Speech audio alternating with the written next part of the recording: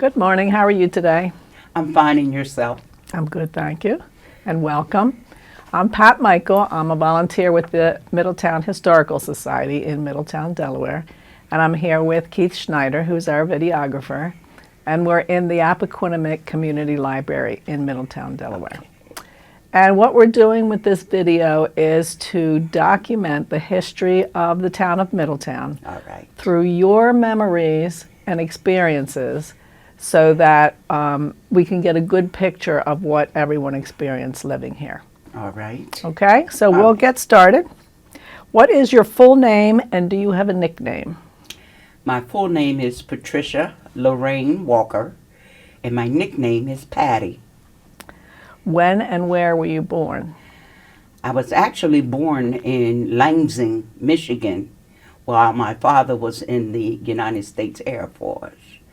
I was born November the 30th, 1952. And how did your family come to live here? Well, my father and my mother were both Middletonians. They both lived in Middletown. Matter of fact, my father lived where the neighborhood house is now, which used to be called Red Row. And my mom, she lived on Anderson Street with my great-grandparents, Eddie and Annabelle Fields. So they just wanted to come home? Yes. Were there other family members in the area at that time? Yes. My grandparents, Rosanna Jones Walker and Lee Llewellyn Walker, Sr. So, yes. What was the house you grew up in like? How many rooms did it have? Did it have electricity? Did it have running water? Well, originally we had well water and we had an outhouse. But after Lyndon Baines Johnson signed the Civil Rights Bill in July of 1964, the town of Middletown made us a part of the town of Middletown. Prior to that, we were called Browntown. And after that, the people who lived on the latter end of Lake Street, and it was called Hamtown. And so, yes, we had a good time. So your section was called Browntown. Was it further outside of town than Hamtown, or what was the distinction? No, Hamtown was further towards 299 going east, like going towards Odessa. That's where Hamtown was. It was what we know as New Street, and it was Elizabeth Street and Jefferson Street. That was known as Hamtown. So Cox Street, North Cox Street, and East Lockwood Street, we were called Browntown. So yes, we were pretty good. And all of that changed once the civil rights legislation was. Yes, once the civil rights legislation took place, then the town of Middletown, we became available for running water and all of that. And that latter part of 64, say around September, that's when my dad put in a bathroom. What was your earliest childhood memory? My earliest childhood memory was living what I know to be what we called Red Row, which is where the neighborhood house is now. And it was near the sand lot and all of that.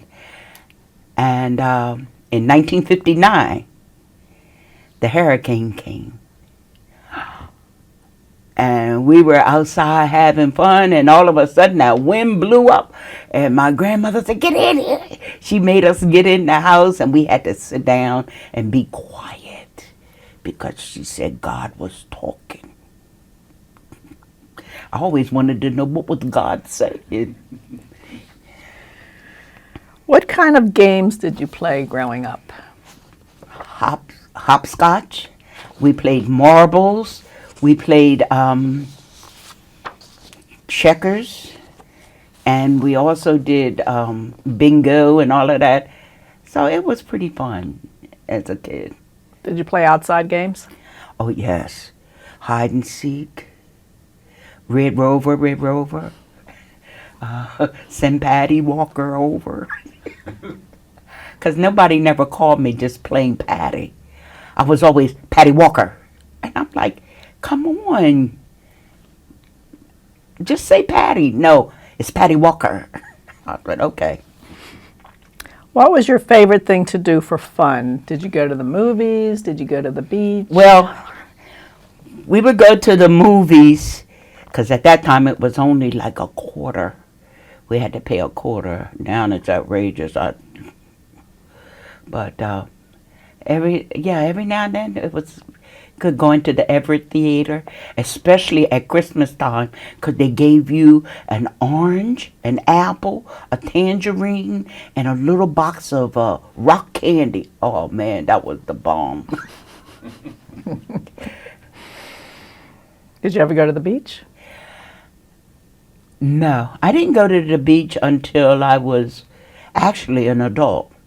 And I gave birth to my son in 1976. Matter of fact, he'll be 50 years old this year. I used to take him to the beach. My father wouldn't take us because he said we would drown. He was adamant. He wouldn't even, and we used to say, well, let us do swimming lessons. He wouldn't do it. And not only that, he wouldn't allow us to ride bicycles. Because he said you would be out in the street and get ran over by a car. So. Did you have family chores when you were growing up, and what were they? Oh, my goodness, yes. 1 week we would have to press clothes. The next week we had to clean the house. And then my grandmother also taught us that as girls, we had better learn how to cut the grass, trim the bushes, and pull the weeds. And then she would also make the boys iron the clothes, do the wash, and everything, because she said, if you don't get somebody to provide for you, then you're going to have to provide for yourself. And that's what she told my brothers. She told them, suppose you don't get a wife, you got to know how to cook and clean. Yes. What was school like when you were a child, and what was your worst and best subjects, and where did you go to school? Well, I attended Lois L. Redding from grades 1 through 6. And after the signing of the Civil Rights, then the mandate for us to no longer be separate but equal, that's when my father said that since we're paying the property taxes and all of that, you will go. So yes, I wound up going to Middletown High when they were grades 1 through 12, which is now Everett Meredith Middle School. So yes, and my best subject was history. I was a historian. I loved it. And my history teacher at that time was Miss Bradley. Oh my gosh. And I had living history because my great-grandfather at that time was 100 years old. And so therefore I took my book where he had told us all the stories about the horse and buggy days and all of that. And so I was able to put in Miss Bradley's hand a book that my grandfather had taken notes, wrote about his life as growing up as a child. Because he was 13 years after. He was born 13 years after Abraham Lincoln signed the Emancipation Proclamation. So it was good. It was a nice life. Did you go to college? Yes. Where'd you go? I went to Delaware State. At that time, it was Delaware State College. It's now Delaware State University. I graduated May the 16th, 1976, with a degree in secondary education. And I had the ability to teach grades 7 through 12 and junior college in history. I also have a master's degree in divinity, Enlightened Bible College and seminary. So I did. Do you remember any fads in your youth, like popular hairstyles or Oh, yes. clothes? Or The popular hairstyle in my day was the afro, which is the big bushy hair and all of that.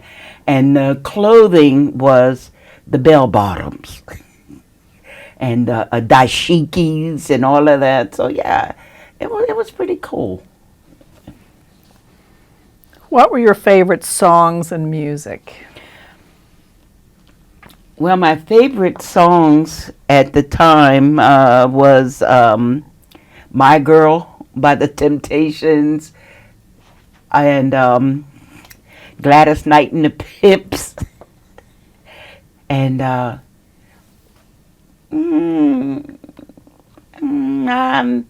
after that, gospel.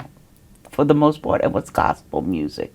Because my brother, the late Donald E. Walker Sr., he played the piano. And when my father began preaching, he played the piano and the organ for the church. And so we grew up gospel, basically. What church was that? My father, his first pastoral charge was Mount Olive AME Church in Magnolia, Delaware. And then he was moved from there to Mount Friendship AME Church in Smyrna. So, and his last charge was Emmanuel AME Church in Hartley, Delaware. Did you have any pets when you were growing up? And if so, what? No. No. My dad said, because I wanted so bad a St. Bernard. I wanted a St. Bernard. And my father said, a dog? It takes all I got to feed your house. Well, I'm going to feed a dog. And then my mother, she wanted a cat. Well, guess what? No. My father went out one Christmas and bought my mother 2 ceramic cats and said, that's all the cat you're going to get in here. Because I never will forget one day, Mrs. Spearman, my 3rd grade teacher, she lived 2 doors from us. Well, my father and my uncle was bringing in the Christmas tree, and the cat came in with the tree. And my father said, Alice! Alice! Alice! Oh, he was screaming to the top of his lungs, get the cat! Get the cat! Mommy had to crawl up underneath the Christmas tree and grab the cat. And she called Miss Spearman to come over and get Nubby. Nubby was the name of the cat because it had a tail that didn't grow out. And Mom said, you scared of a cat? Ain't that something a grown man? That's funny. What was your religion growing up? You kind of talked about this a little bit. My religion we're actually Methodism, mythology, but the A is for African and the E is for Episcopal, because we're African Methodist Episcopals, because Richard Allen, who is our founder, he thought that Methodism was easy for those of us to follow because there is a method to it.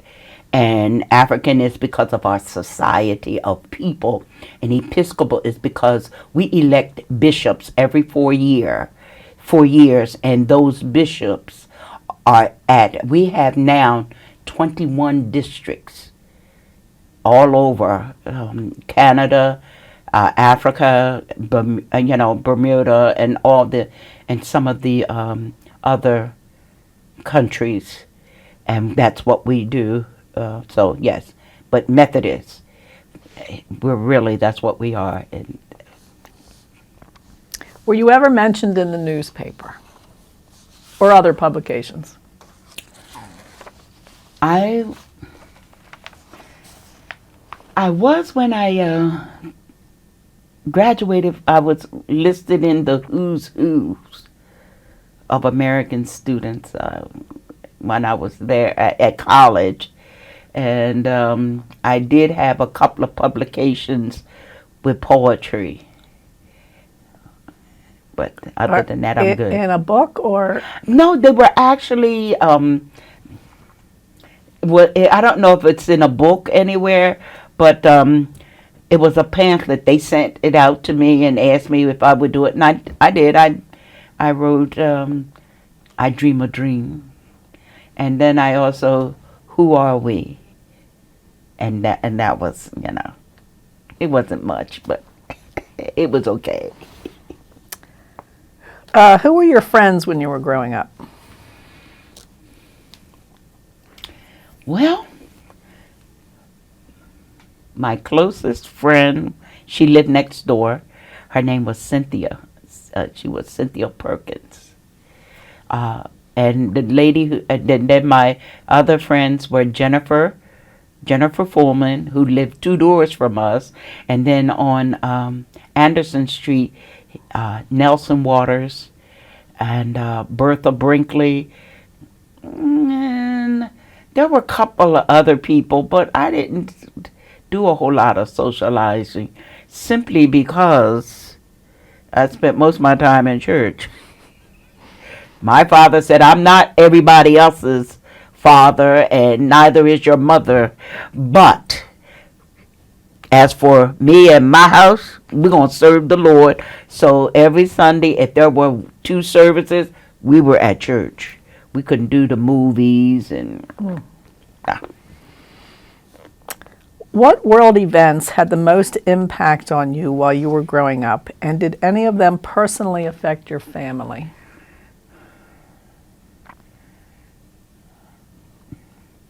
No, not that I can recall, because the only thing that I really was excited about was when they had the World Fair, and it was in New York. One of them. And one of them was in New York, and my mom and my aunt Virginia, they went and took pictures and all of that. So we got to see the big globe of the world and everything. So that was it for me.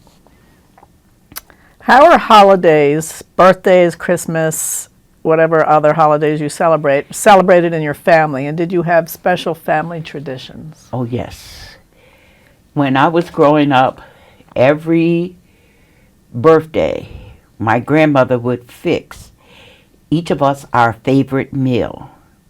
And my favorite meal was hot dogs, baked beans, applesauce, and shortbread.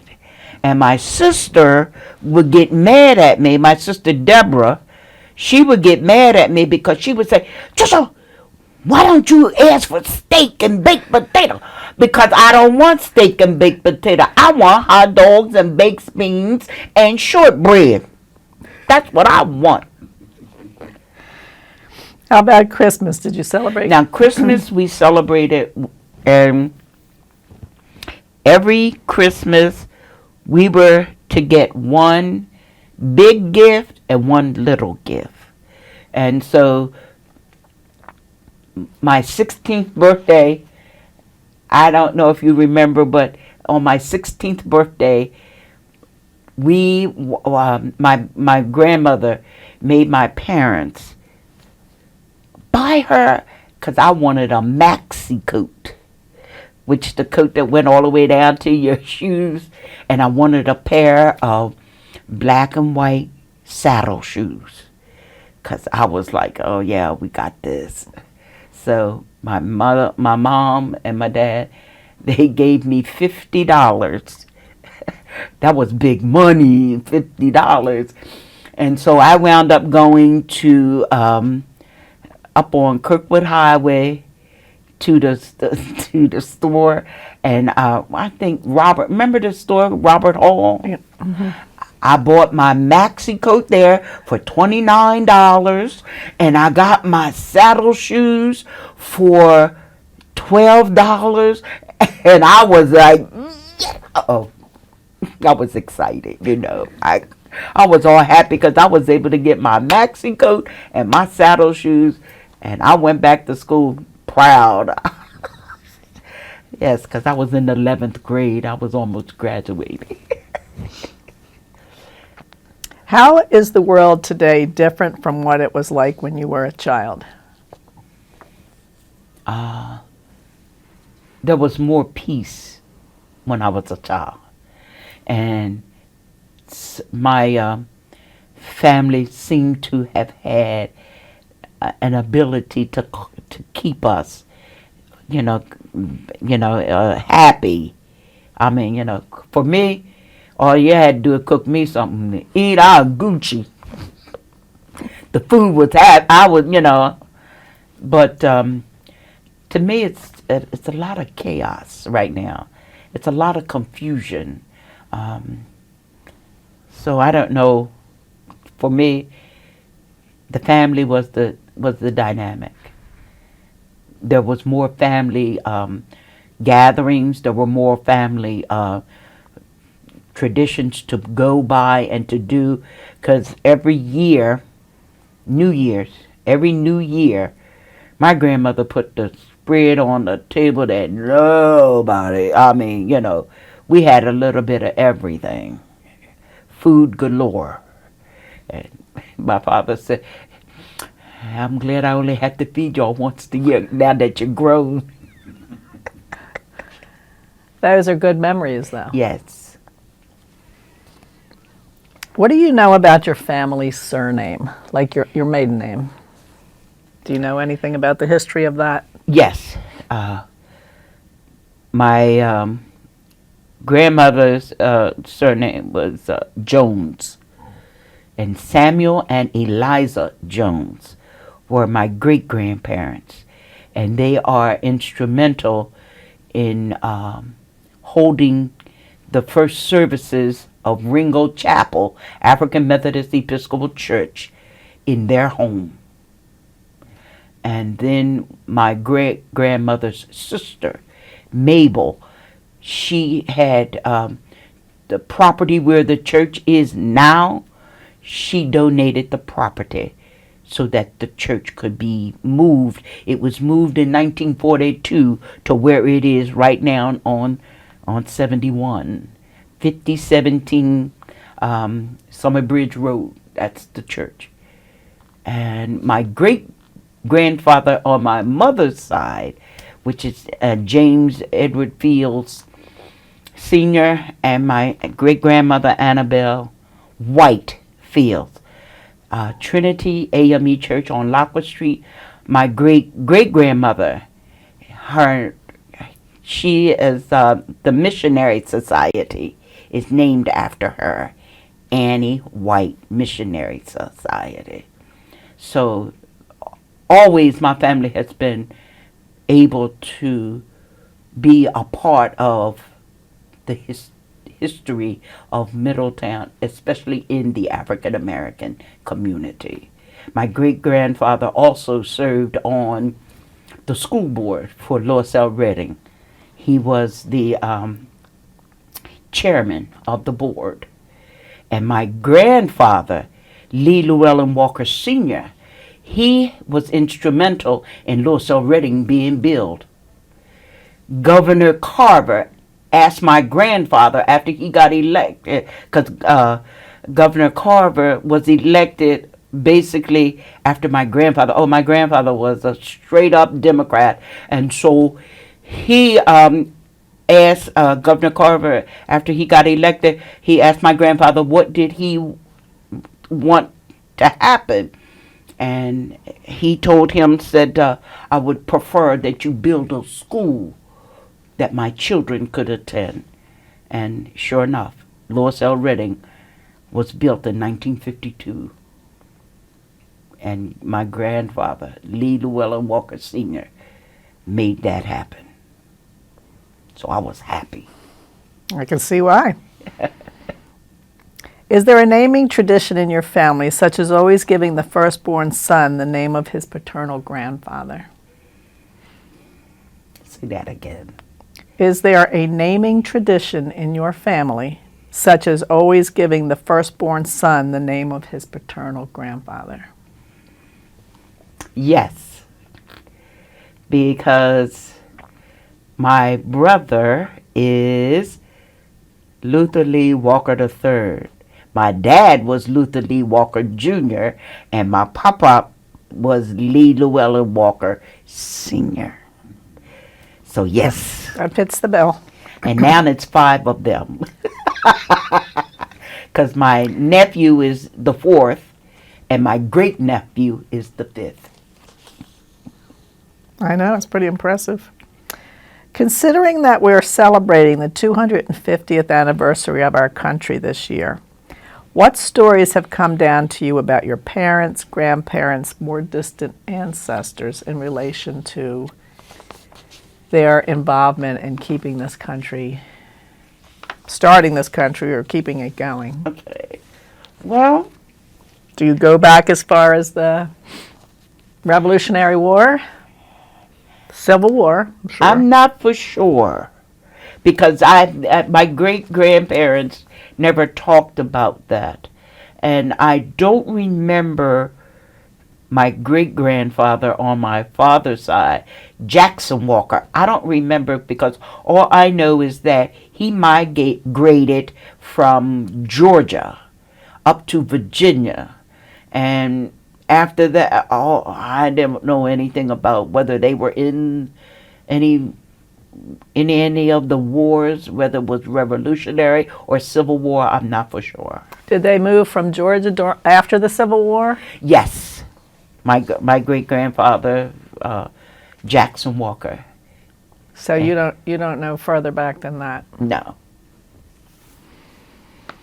Are there any stories about famous or infamous relatives in your family? Well, besides your grandfather, great-grandfather starting the Lewis L. Redding. No. Not that I know of. No. Are there any special heirlooms, photos, Bibles, or other memorabilia that have been passed down in your family? Yes. My mother passed down dishes, a set of china, fine china, from my great-great-grandmother, Annie White. And my grandmother, Anna Walker, which is my father's mother, she passed down the, a set of dishes that, they were like, remember the dishes that had the blue and white and all, it was, so that's. And who's got those now? They're in 109 East Lockwood Street in the buffet, and my sister, right now, it's in where she's living, Lois, my baby sister. Okay. But nothing to document your family's. No. Okay. Like sometimes the families put information like that in the Bibles, the births and. Well, we did have a Bible, but I don't know where it got to, because I know my mom had one that actually belonged to my great grandmother, Annie White, but I don't know what happened to it. Okay. What was the full name of your spouse and tell us a little bit about him.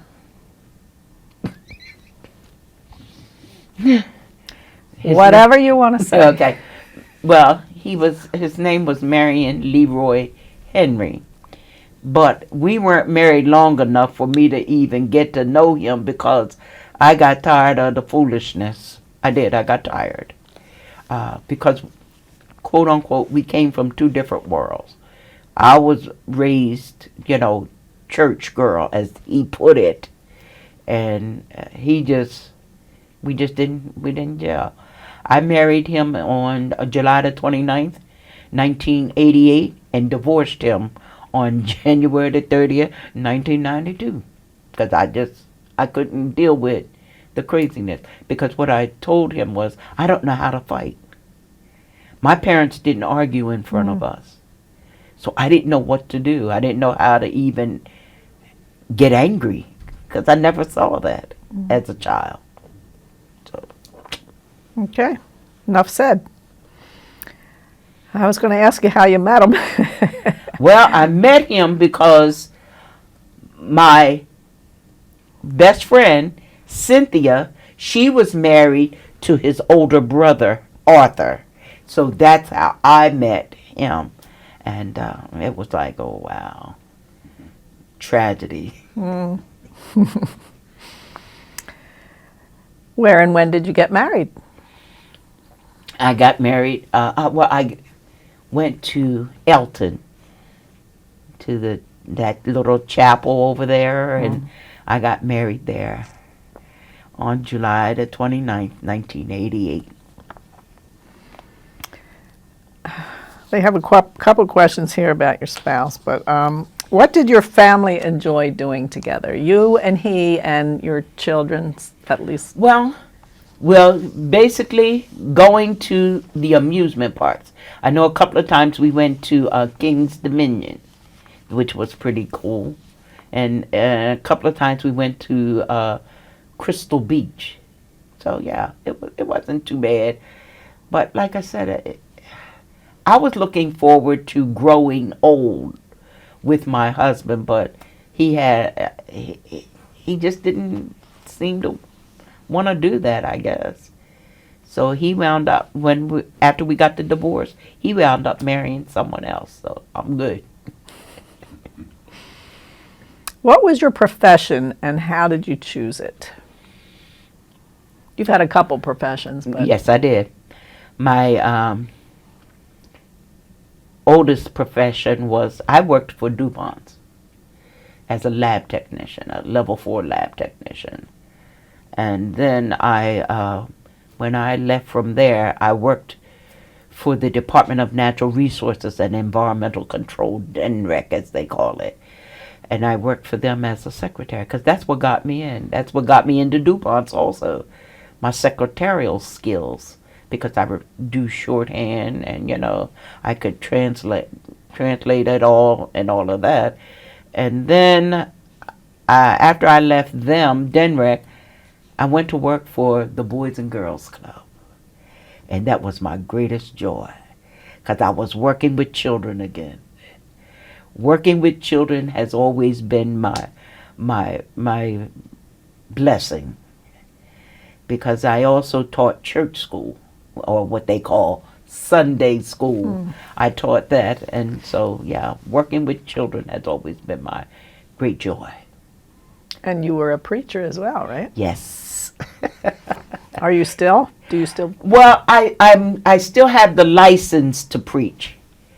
And so having the license to preach, they say, they call me Sister Walker because all I have is the license. I have not been officially ordained an elder in the AME church, but I was ordained an elder on March the 24th, 2013 at Greater Life Christian Church, which is a non-denominational church, under the leadership of Bishop James Alden Ashley Sr.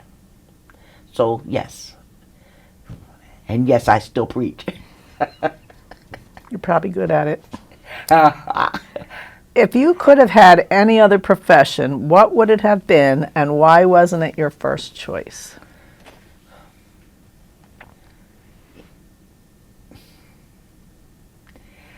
You, I don't. I don't think I. If I could have had any other profession, I'm telling you, what I actually would have loved to have done was have been to played softball professionally, or even played little league. I was angry that they didn't allow girls to play little league when I was a child. Now they're letting girls play little league. I mean, my brother taught me well. My brother Luther, well, we call him Cy. Cy taught me well how to scoop up the ball and all of that. And They wouldn't let you play. they wouldn't let me play because I was a girl. When did that change? When did they start letting girls? Do you know? They started letting girls play. Oh, I want to say, maybe in the latter 90s. Because when my son was playing Little League, he played for the Mites. They didn't let girls play then either. But I'm almost certain at the middle of the 90s, that's when girls started. Because I remember watching the Little League All-Star game in Williamsport, PA, and they had a girl pitching. I was like, what? How come what's going on? But yes, I really would have wished they had it, because I wanted to play professional baseball. What accomplishments were you the most proud? 1, being a mother. 2, being a preacher. And 3, being me. Because I felt as though there was a point in time where, I felt that everybody would have to like me because of who I was. But then my pastor, when I was 39 years old, the Reverend Virginia Lynn Foster Sanders, she said, Sister Walker, I hope you do know everybody's not going to like you. I said, what? I went home and cried for days because I didn't understand. Why wouldn't you like me? I give my best. I give everything to people. I shared sandwiches with people who were hungry and everything. But I found out she was right. Everybody doesn't like. How has the recent development affected the area in Middletown?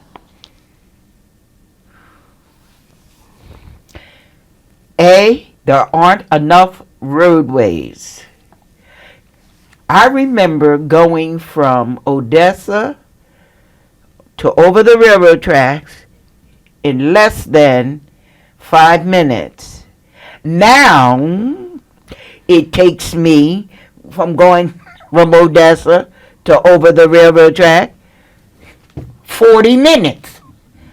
Come on, it's too many people here and not enough roadways. If you don't know the back roads, you stuck. If you don't know how to navigate between, like I can go from my house now, go straight across and go down Lake Street, and then I can make it out to the Middletown Shopping Center. What? To the farmer's market. If you don't know how to do that, you trouble. You're going to be really mad. Anything else besides the roads?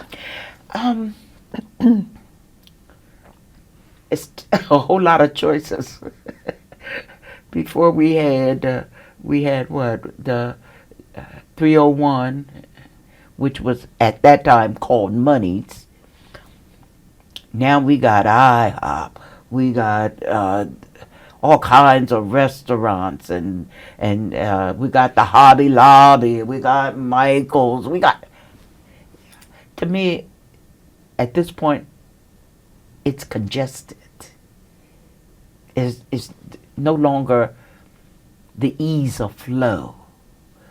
And I don't know, maybe I'm being selfish, but I liked my quiet little Middletown. Well, you pretty much answered the next one. How has the community changed? What do you want people to know the most about yourself, your family, your business, etc.?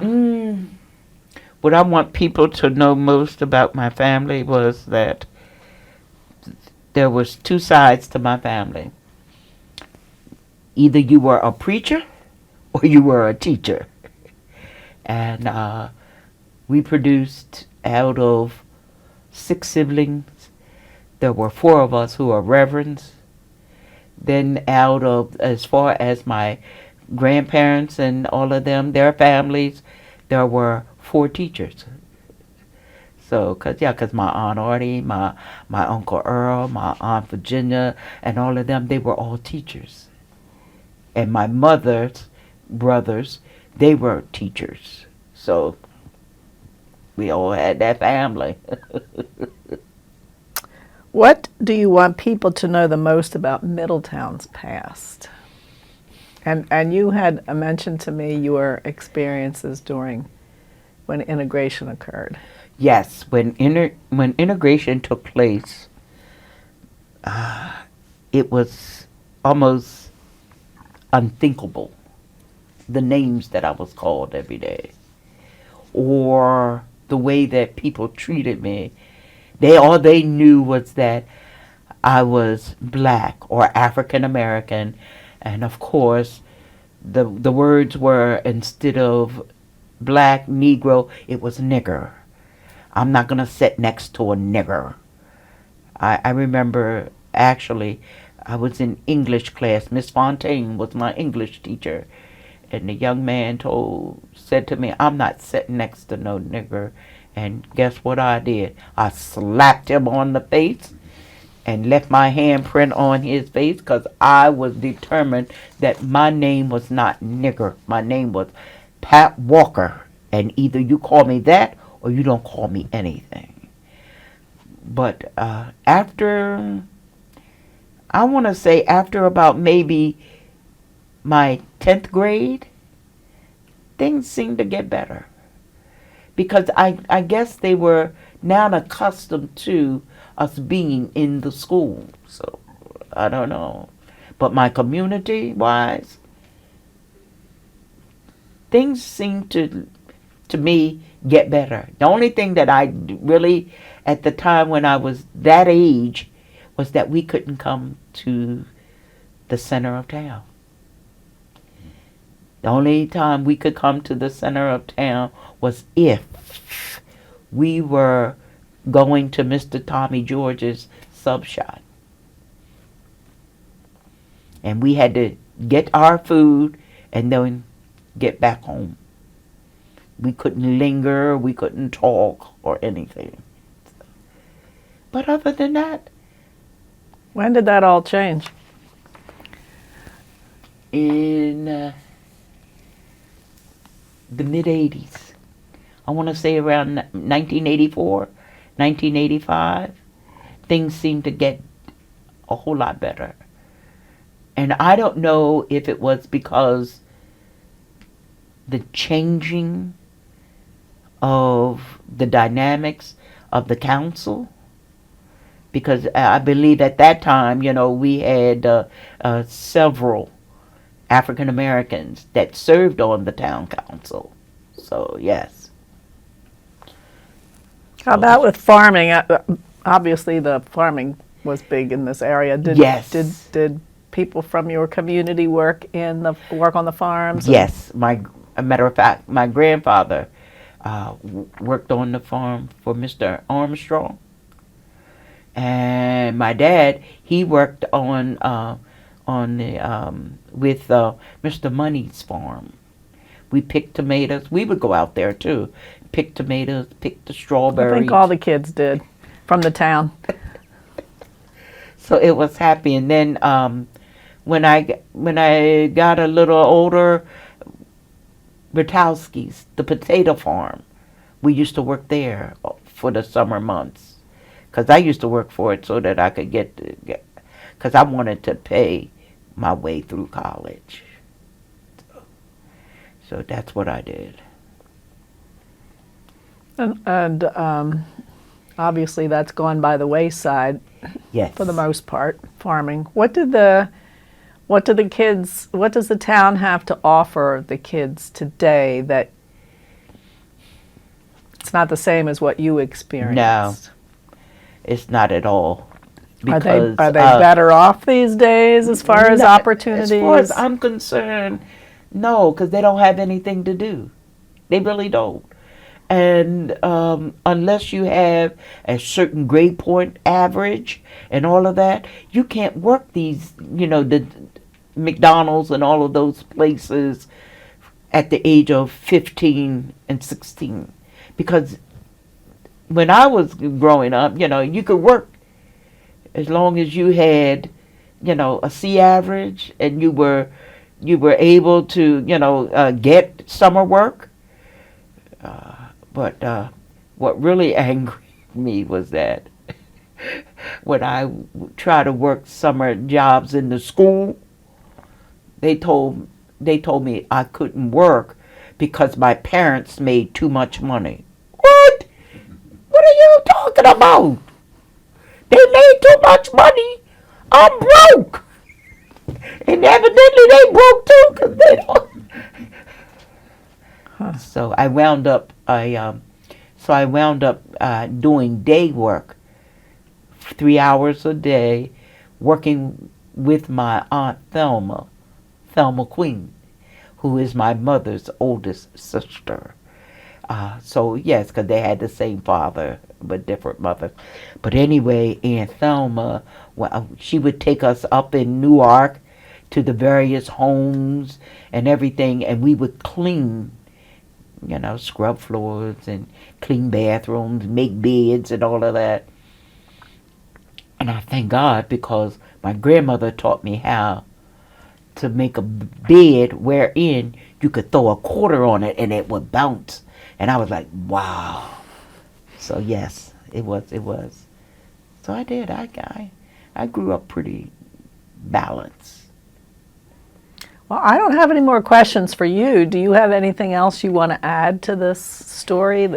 Well, I do know that my father, the Reverend Luther Lee Walker Jr., happened to have been the first African American building and grounds superintendent for the Appoquinimink School District. Well, there's somebody famous in your family. Yes. Yes, he was. And I thought, wow, that's an honor. That is truly an honor. So other than that, life was great coming up. Well, that's good. Is there anything else? No. Okay. Well, I really appreciate the stories that you tell about the past of the town and your past. Yes. It's very interesting, I think, and I'm sure that the Historical Society will be pleased All right. with the information that you provided. So thank you very much. Thank you for having me, because that was really fun.